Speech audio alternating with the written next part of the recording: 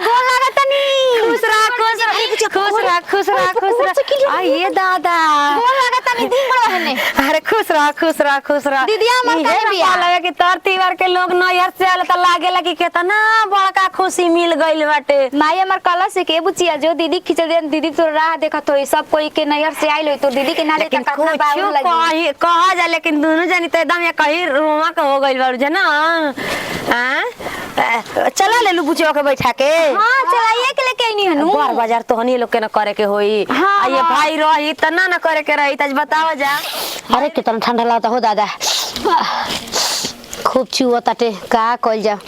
ज्यादा गर्मी के दिन से बढ़िया बा ठंडीए के दिन कोनो बात नहीं के तनी हे ना बाटे कि ठंडा लागता। अरे पूजा पाठ करे बन चाय पानी मिली बोला तब तो आजकल के बेटी पतो सुना तरी सा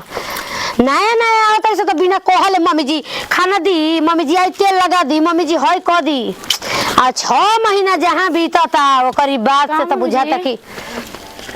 एक तो चुआ था ऊपर से तू गाजर लेके आवता रू का चुता हई चुआ ताटे नाकी में से पानी मा बिचावा बैठैले बने सुने ना कनी के करनु तनी हलवा बना दे माने काहे हलवा बना दी खाना जर बना के बनावा कि हलवा का ए बार मार जाने मरते जिया गइलू गाजर का हलवा खाए के मन करता तनी ना। अरे का तनी ना खुल के बोल आदना होइले बनी ठंडा लाग में खीस बरताटे हम सोचने कि चाय पी के तनी जा कहने कौड़ा फुकाइल बैठे तनी आगे तापी सुन बुचिया और या तैसन खिचड़ी लेके दोनों बुचिया अरे बाप रे बाप बुचिया खिचड़ी लेके आवतरी स। हां मम्मी जी ई क्या रीति रिवाज है रे दादा दूधवा ला दे हम बना देता ने। अरे सुना दूधवा मखाना में घी बाद में मंगइया हम ई का सुना तनी कि बुचिया खिचड़ी लेके आवतरी स ई के तोर नैहर का रीति रिवाज बाटे रे मर्द मानुस लेके जानो स कि माई या चाची या बहिन काकी लेके आवेली स खिचड़ी ई कहां के नियम ह का कहता नहीं मम्मी जी जेकर भाई नहीं कसन त बहिन नहीं किसन आके सकत ले आही हो राम जी बहिन खिचड़ी लेके आवेली स तो भाई है ये नहीं हन बाप करे वो जानते बनी त के लेके आई बस कर बुझा गइल तू केउ न मका बाड़ू का कहता बतावा का बतावा हई कांच कुंवार खिचड़ी लेके आवतरी स। अरे तो तू कुंवार हो कभी तो इहे काम न कइलो कभी ना मम्मी जी हम कोई बेरी नहीं खिले के गइल जहां लेके ना चुप रह बात बंद कर अपन तोरा बात से लागताटे कि बहेंगवा रही तब तू कुंवार प ई खिचड़िया के बहाना कहां कौन हितई तोनी के धंगले हो कबू से कोनो बुझाताटे ठीक ठिकाना बा कोनो। हां मुंह बंद हो गइल सही बात बताबे ना मुंह बंद हो गइल ना मम्मी जी वो सब हम जवान लड़ाई तो बहुत ठीक बात बोलबू गंभीरता से बोलता ना मम्मी जी करतारू। हां जय भगवान जी केहू ए जाके लोगो देखी तो कहे कि हो फलाना बक बहिन आइल बड़ी सा खिचड़ी लेके आ जुग जमाना के अनुसार से तो पता चलता कि तोनी के तो हितई घूमे वाली खाए वाली बड़ी सा हमारा मतलब नहीं कि ठीक बा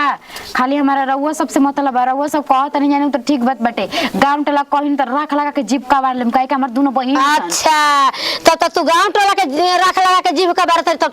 ए बात से लागत कि हमरो का बार लेबी तू ये न बात लागत अटे ई कैसे कहता नहीं मम्मी जी रउआ कि रउआ के हम कबार ले रउआ के तो समझे के चाहिए कि ना जाए एकर भाई नहीं कसन दोनों बहिन लेके आवत सन ना लेके कोई आई तो ओहू खातिर ता ठीक बा हो गइल बुझा गई कि तो लोग गांव घूमनी बाड़ू जा ठीक बाटे जा हम लिया दे तनी दूध जा जाके तू कर तैयारी कर बहिन आवतरी से तो बोलते रहे नहीं हरदम। बाप रे बाप का हमारा का चाय पानी टाइम से मिली हां अपन तो बहिन आवत ऐसे बन के तैयारी हो खताटे का हम कही इहे ना बाटे हो अक्सरुआ रहला पर इहे बात बाटे हमारा सब कर अब देख के न चले के बाटे जाई दूध लिया दी का बोलला से कोनो फायदा नहीं खे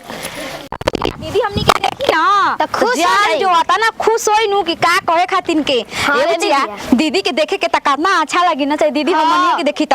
बाकी देखलिस गलिए में कैसे मेरा रुआ कहत रहसन कि लड़की खिचड़ी लेके जाता रहिसन कहे डरे बुचिया कहे वाला कोई मुंह छकले बाटे हमनी के भाई नहीं के बाप नहीं के त हमनी न लेके जाइम जे दीदी खिचड़ी तब का हमनी का ओकर भाई बाप बानी जा का दीदी अरे बुचियो कहनी हनु मिठाइया धइले ना दुकानवा पले हां झोरा में डालले बानी डले हां हां डलनी तिलकुट ना त माई बड़ी मारी जान जो कहिनु नु ये बुचिया हो ये गोलिया नु बारे तोरा ध्यान पड़ता हमारो ध्यान नहीं के पर तिल कह के बेरी नुआई रही जा। चल दीदी के ससुर के नाम के लेके पूछ लेवे के काने बाटे हमारा नाम नहीं खे याद। हमरा याद बाटे चल। चल आओ ओरी माई माई आ सुन बुचिया एगो बात कान में डाल ले ना त भाई बड़ी मारी कहनी हनु हाँ। जतना लोग जो रही सब कोई के प्रेम भाव से खूब अच्छा से गोल लाग लिए आ सब कोई भिरी उठी है बैठी आ ढेर बोले के नहीं के कुछ न त जान ठीक का बा। कोई हम सौजू के एकर बहिनिया बड़ी बोलता बाइसन बदमाश बाइसन खाली जौन कहे ने तो ना का जवाब देम नु। हाँ जौन कहन त तमने के जवाब दियो ना ठीक बा। खाए पिए खातिर मुंह बादी कोई कुछ दी ना ढेरे दी त हतनी मुनी खई ह लेके हां माई तो हमरा के कहलसिया। कह दे चाह ढेर देबे के। पागल इसका ये घरवा बनले मारो एक थप्पड़ चिकावे से कनी के करा के ना लेके जाम लेकिन तबो ना मानल है यही से कनी चल। चुपचाप रही है बोले के नहीं के ढेर हां चल जल्दी जल्दी कमो को लेनी जाना तो एकदम माना में फ्रेश हो जाला। आ ई नहीं के हो जाती इनके ना कि जल्दी जल्दी कमो करवा ले सब्जी चिरवा ले ना तो अथुक हो जाई एकदम तनको इनके काम में मन ना लागेला कुछ कहो नहीं है कइले होइले हइए नहीं के अपन वही से छोटको सुतल बाड़ी लगा। हाँ दीदी। भाई लोग मिल गइल बा होई अरे दादा अरे सुतल रही जी। लगा देले बा तो खूब चानी काटत ताड़ू। अरे ना ये दीदी कपड़ा सरियावत रही जानते नहीं बनी बुझिया और यावत इस तरह ना बना देखे सुन तक गंदा न कोनी के लगी। अच्छा तार बहिनी आवतड़ी जा। हां खिचड़ी लेके ये दीदी जी वैसे का कही मम्मी जी इतना खिसिया त बड़ा अच्छा बात बा हो जाए दा अब तो छोटकियो बड़े हो गइल हइया एकर हाँ, कुछ सयान हो गइल वैसे। तारा जिया जिया हई जेन जिया बहिनिया तू ओते चुकी रही का हो। अरे का करे में दीदी बहुत कनी के चौकरा के हम चीज विदा करवाई नहीं खाए के पिए के अब नहीं खे बड़ा रोई बताई के उमरी हटियो सुनी पहले बताओ तनी मम्मी जी देखो तनी नु कितना खिसिया तनी जेकर भाई ना खिसिया से का होता है? बहिन ना लेके आवे जकर भाई बाप ना रही ओकर माई बाप माई बहिना लिया के दिया तनी घर के ये रीति रिवाज है तू यही तरह घुमले हो कभी कहां गई लोग भी रहो बताई अपनी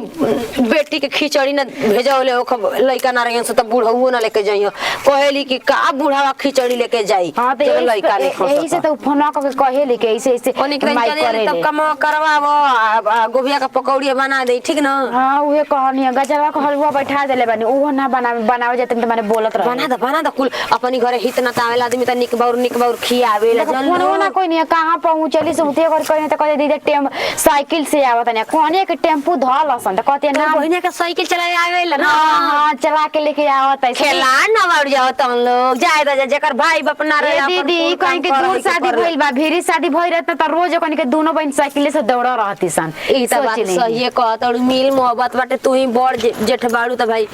देखा ना देखा डेढ़ सिंगा में से चूड़िया निकाल के पहिननी निक लागत ना। हां जी बड़ा सुघर लागत टे कथई ना बा कथई बाटे यही से भाई चलाई ना तो शॉर्ट जाइनु तो फिर बना में रुक सब्जी काट मम्मी दे जी का दिमाग लागेला कि ठेहुना में हवे दिमाग हो ना है हम यही से हम देख नहीं दीदी हम यही से तना बोले नहीं बुढ़िया से तो हम बहुत कम देख के जर जरात रही का जानी का बच्ची बड़ जेठबानी आ तनी से कुल लुठ दिन बोल दे त गांव में जाके कहे लगलिए कि ने बोलले रहनी एक बार जन लुकनिया तो से कहतनी आज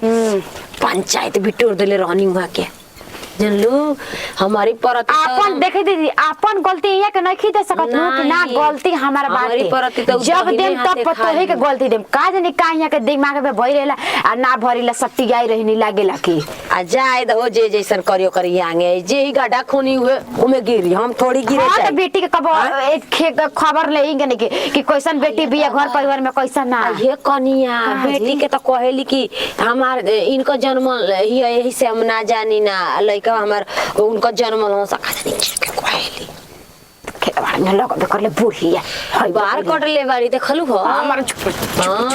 चुपुर चला ताड़ी हां तो पतो ना कटवा सना बूढ़ कटवा के चला ताड़ी जा कटवावा हमारा से का मतलब बाटे देखत बानी कि जा तब देखत और भैया कहां ले ली जा अब बहरिया जाई दीदी हम कनी के रहवा जाई ना बहरिया देखिया तू दूध हम धनिया खोट लेम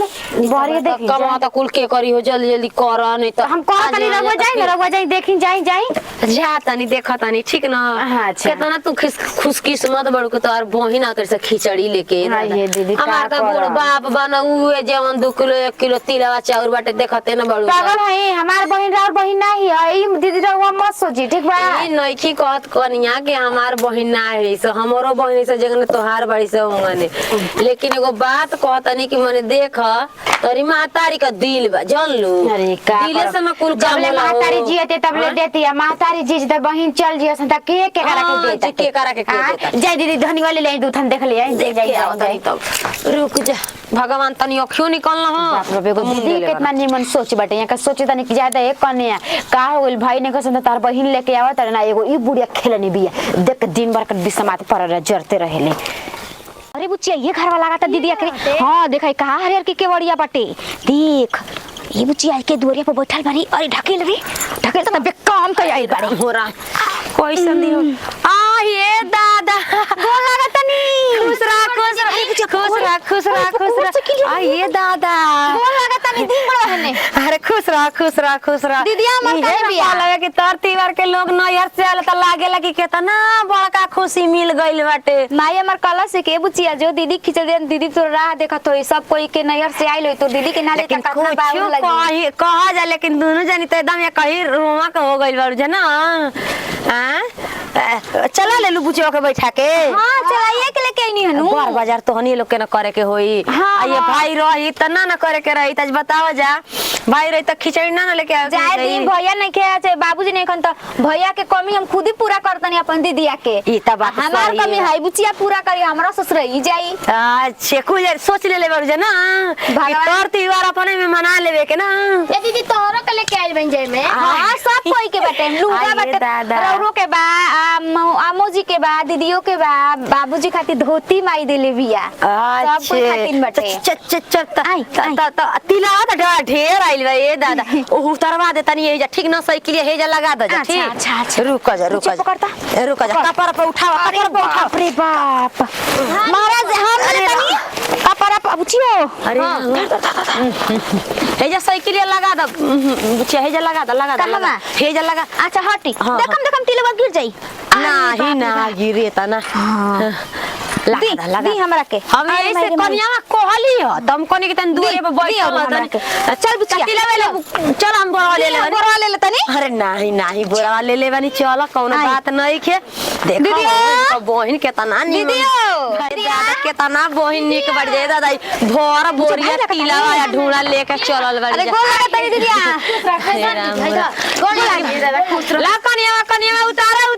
देखा कुल जना तो ले बानी कुल जना हम ले बानी हमरो के साड़ी आइल बाटे हमरो के ला उतारा तिले उतारा देखो का इतना जल बैठा जा पानी लिया बिस्कुट पानी लिया जी करे दीदी आए में कुछ दिक्कत ना भइल ना हो कोनो दिक्कत ना भइल साड़ी बाटे धर साड़ी और कुल बताए के बाटे साड़ी बा महातारी कैसन बाड़ी ल ठहरा बुचिया महातारी कैसन बाड़ी बतावा जा हो छोड़ा जा माई ठीक बिया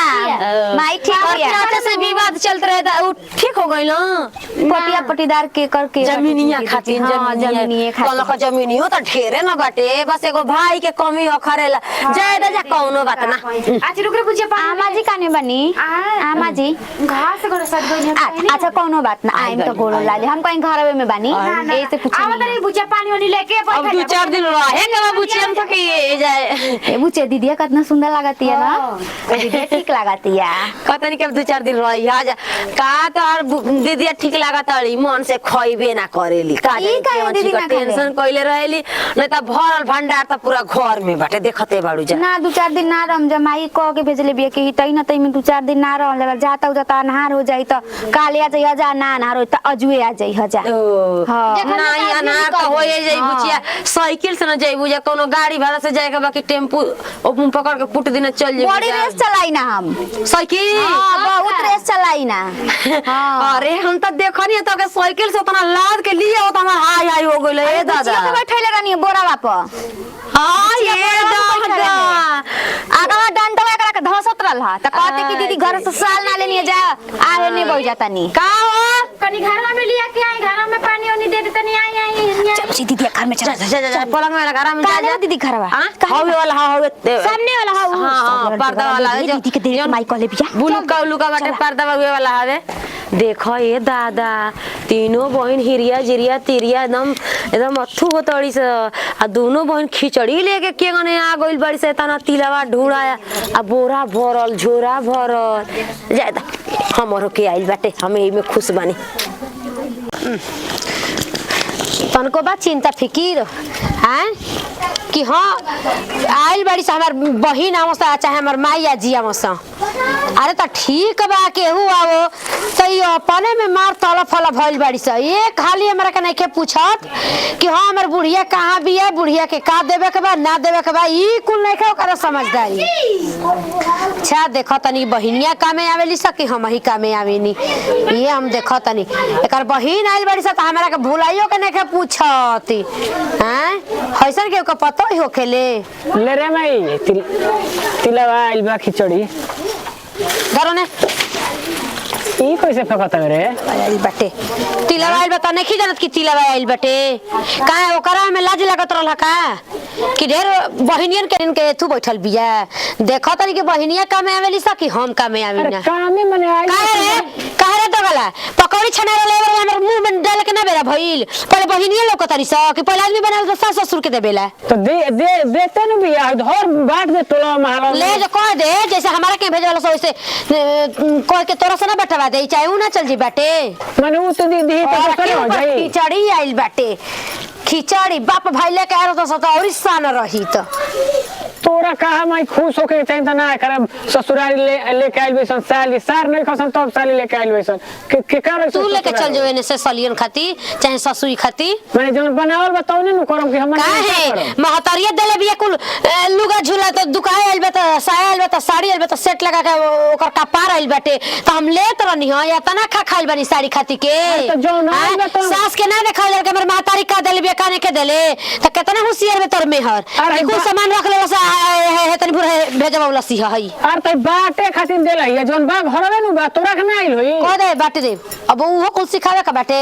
है तना कुल जान गइल बिया कि सास के का देखावे के बा का नहीं के देखावे के मैं इतना ऐसे बोलत ओकर महतारी देले त हम बीच ले तनी ना रे खखवाइल बानी पीछे के तोरा कहत नहीं माने हाथ में चिल्ला चिल्ला बोलत सुनिए सुनिए हमर त का कहिए काहे उ त दूसरा के जन्म लिया ओकरा ना समझ में आइल तोरा ना समझ में आइल कि हां महतरिया के देखा दे तोर नहर से का आइल बा का नहीं के आई त बहिनियो होशियारे बाड़ी से खेलवड़िया आइली ऐसे त बहिनिया के हाथ में धरावले बाड़ी स दिखाई तोरा के अब अभी एथी करे दे बांट दे घरवे नु बड़ुए देखबे ना